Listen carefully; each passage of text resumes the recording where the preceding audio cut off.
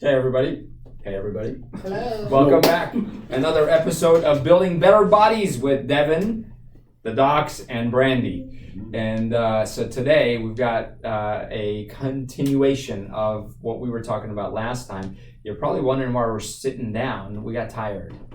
Actually, no. Wait, real quick, why are we sitting down? I have broken a few bones in my foot, so won't be standing up for this video. Right. So to continue last week's discussion, and no sympathy either. We're not. No.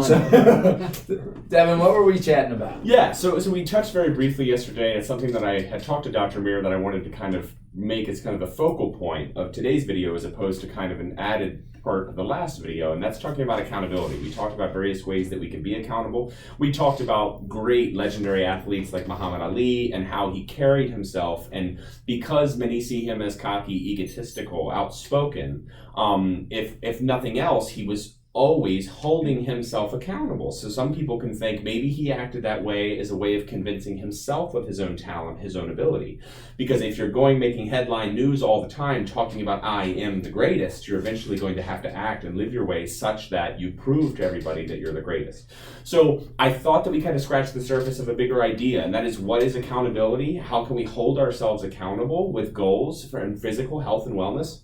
And general goals in life. It doesn't have to be necessarily funneled down the physical path. It certainly can be, and it can be very effective. But we want to talk about how we can use accountability and the various forms of accountability to heighten our probability of success in any given venture. So I want to take this time to share with you guys a personal story very quickly about myself and use this video as a platform to hold myself accountable. So for those people that know me, like Brandy and Dr. Amir and Dr. Roberto, they know that I've been talking a lot lately about building up towards the date of July 1st. By the time this recording goes live, we're into the first few days of July. But all of my friends, all my family, they've been put on warning that basically July 1st was going to be a massive physical change for me. So basically what that means is I'm known as the bodybuilding expert, the bodybuilding coach, as part of all of these videos. That's how the viewers have come to know me.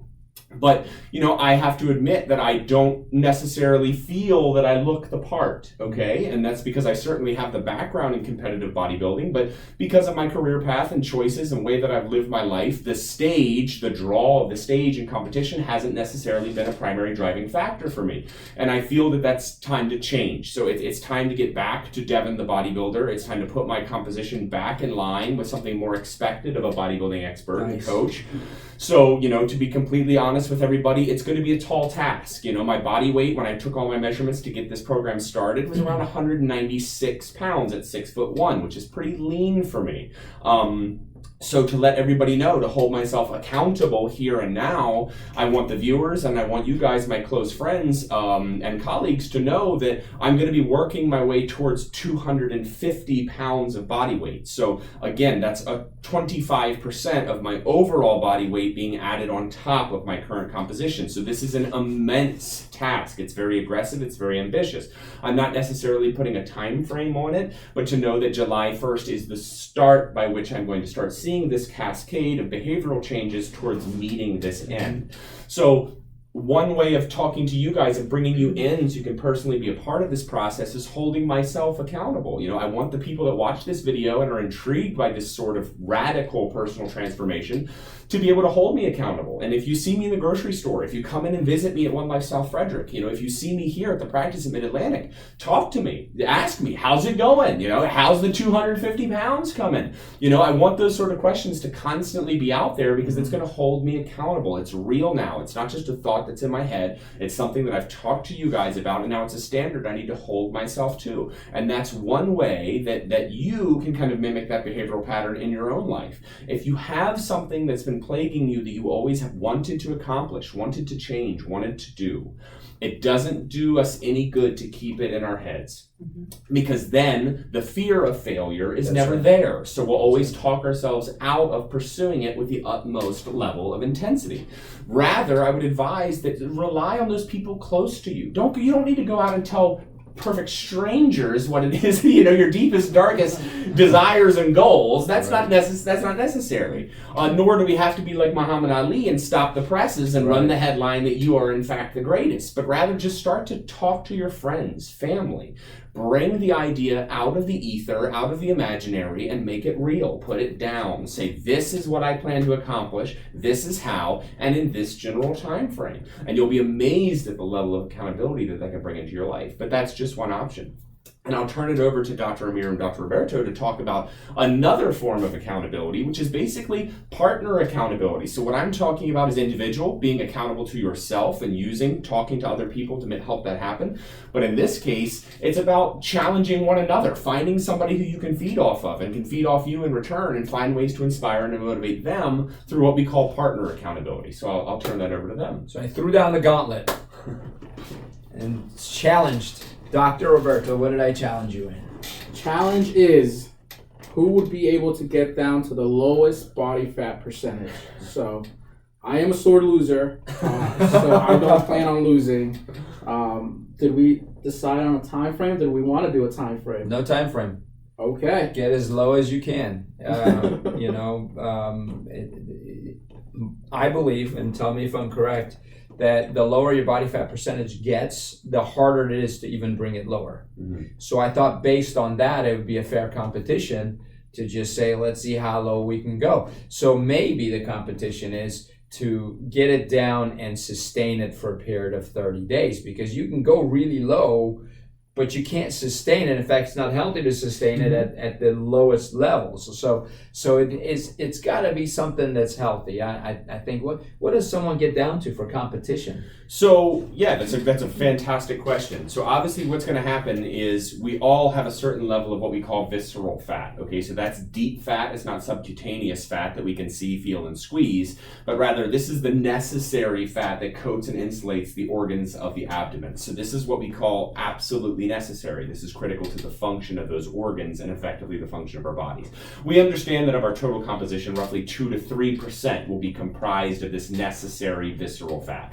So as we start to get down into overall body compositions, that low, pushing 5, 4%, 3%, that's when that starts to become unattainable over time, right? So then at that point, it's a risk. We're running health risks to try to maintain that low level of body fat for any extended period of time. So when we talk about professional bodybuilding competitors, physique athletes of any kind, these are the people that are probably predominantly going to be flirting with that range of body fat, but we have to understand that it's a dip in the pool. It's not something that they sustain long term. Right. They want to hit that number as low as they can for the time and date of their competition, and then they will be many of them will be well above that even that very same day. So once the competition is over, the awards have been handed out, these people are in some cases binge dieting for healthy reasons or not. They've been strict dieting in some cases for 3-6 months up to this point. So this is when they decide to treat themselves to meals they've wanted, things they've liked. So again, they maintain that very low body fat percentage for just a very short time. Couple days, yeah. That's right. Most. So my guess is we'll probably try to get down to maybe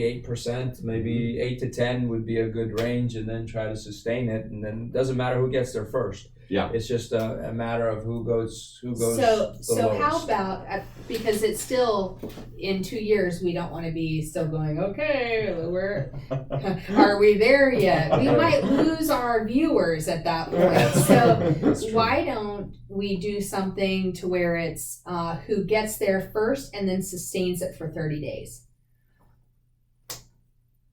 What do you think? Done? 8 to 10 because there's range still not a time frame, right? We're not saying you have to get there in a month, so it's still a healthy way to do it. Yeah. But still, there has to be some designator. And we'll use the in-body for the assessment. So as soon as we think we're there, we get one. 30 days later, we need to be at the same level or lower. Otherwise, we didn't do it. So here's what I'm thinking, and the viewers can feel free to add in their thoughts if they come into the clinic or write into us, but it's going to build off of what Brandy was saying. July 1 marks the immediate halfway point of the year, right? Mm-hmm. So we have 6 full months left in the calendar year 2019. So what I'm thinking, and it's kind of rolling off of everyone's ideas here, is you each take the 6 remaining months in 2019 to bring your body fat as low as possible. And then what's going to happen is then we switch from loss mode to maintenance mode, which will coincide with January 1, which is where all of these people are making New Year's resolutions. They're trying to change. Usually these are often very physically minded. So let's then show those folks that we can get to a place and then do what many resolutioners cannot, and that's maintain a lifestyle over the course of January and start to have some really positive momentum rolling into 2020. I think that would be a great kind of guideline, measuring stick, and it would be fun for people to follow along at home and set their own goals and kind of see how I think that's fantastic, and I think maybe just to have another little something there. Why not? Because I feel left out. So although I know women's body fat percentage won't ever be as low, but I think it could be fun to see who has the best progress and the best results by percentage of decrease. Yeah. So that kind of levels the playing field. We could always spot you 6 points. I glared at him. I don't know if you could see that on For you, 14% for you would be like 8% for us. That's true.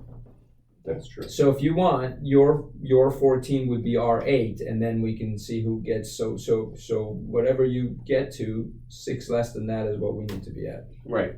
So as I'm like, is that accurate? I'm going to bang the gavel here as the fitness professional and say that I think Brandy hits on one last very important note to talk about this when I love everything I'm hearing. We're talking about accountability. You can see the passion. I like when my name is good job. You can see the passion. You can see how they're already starting to drive each other into making the goals more aggressive, more ambitious, which is one of the benefits of this sort of accountability. Is you feed off of each other and drive it. It becomes a positive feedback loop.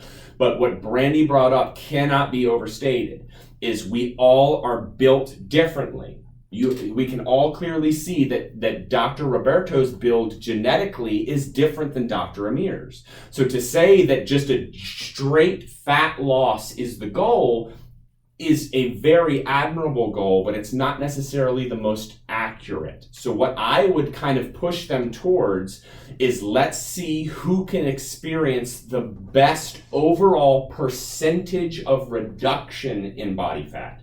So in that way, we're not trying to compare apples to oranges and make them fight against each other, but rather everyone has their starting point, everyone has their own individual goal, and it's about who can make the best progress by seeing overall reductions in body fat. And that's something that can be done across the board with different body types and different genders. It's something that everybody can engage in. Percentage. Percentage reduction. Sounds good. So follow us. Get excited. Yeah. Hold us accountable. Hold Join yourselves us. accountable. Join us. Definitely. Yeah. It has begun. That's it. If we fight, I definitely win, though. I can run really fast. Maybe that's Right now. That's right. I'm a biter. That's right. There's a reason I'm not afraid of anybody. I can run. Well, listen, guys. One Life Fitness South on Buckystown Pike. Come by. Accountability can be by asking Deven to train you as well. He'll definitely hold you accountable. Deven Brady, ask for him, and then if you ever need chiropractic services, ask for the docs. And listen, we'd love to have you join in the competition and compete with us. Maybe you make some comments, and we'll interact that way for you. Yep. Meanwhile, get fit, stay fit, and we'll see you next time. Take care. Bye.